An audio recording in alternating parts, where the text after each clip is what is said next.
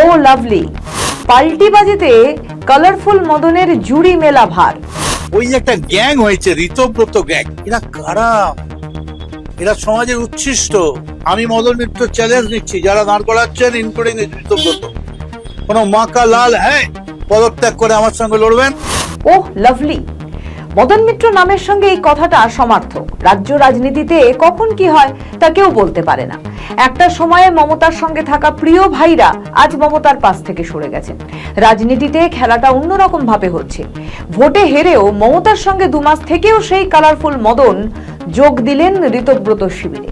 মমতা আশেপাশে তাকালে কাউকেই আর সেভাবে দেখতে পাবেন না। সবটাই হচ্ছে নিয়তি আর তৃণমূল সুপ্রিমোর ব্যাড লাক।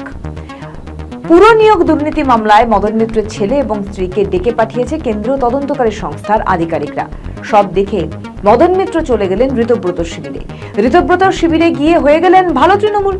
ধেয়ে আসা ইডি, সিবিআই, পুলিশ সবাই যেন থেমে গেল। মমতা বন্দ্যোপাধ্যায় পুরনো মিত্রকে হারালেন, নতুন মিত্র পেলেন মদন মিত্র, যা নিয়ে রাজ্য রাজনীতি রীতিমতো সরগরম। ঋতব্রত শিবিরে গিয়ে মদন মিত্র বলেন, অভিষেককে দিয়ে বিজেপিকে হারানো যাবে না।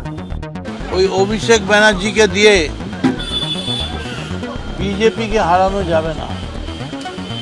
ওই হিটলারি কায়দায় প্লেন থেকে নেবে, কোমরে হাত দিয়ে 4 তারিখ দেখে নেবো হুইসেল বাজবে, এসব করে হবে না। মানুষের কাছে যেতে হবে। এর আগে কাকুলি ঘোষ দস্তিদার থেকে শুরু করে কোহিনুর মজুমদার প্রত্যেকেই আইপ্যাকের বিরুদ্ধে ক্ষোভ উগড়ে দিয়েছেন। মদন মিত্র মমতার পাশ থেকে সরতেই আইপ্যাকের বিরুদ্ধে সুর চড়ালেন। দেখুন, আইপ্যাক ব্যাপারটা খুব গোলমেলে। আইপ্যাকটা আদৌ কি? আইপ্যাক খায় না মাথায় দেয়, এটা খুবই মুশকিল বা ঠিক মতো বলা। তবে এই দলকে এই মুহূর্তে টেনে তোলার জন্য একটা মহাবলী, অঞ্জনী পুত্র মহাবলদায়ী, সন্তানকে প্রভু সদা সহায়, এইরকম একটা মহাবলী লাগবে। কালীঘাট তৃণমূলে হাল খারাপ হয়েছে। মদন মিত্রের পদে কিন্তু প্রমোশন হয়েছে। 5ই জুন যখন তৃণমূলের নতুন কমিটি তৈরি হলো, মদন মিত্র তখন মুখপাত্র হলেন।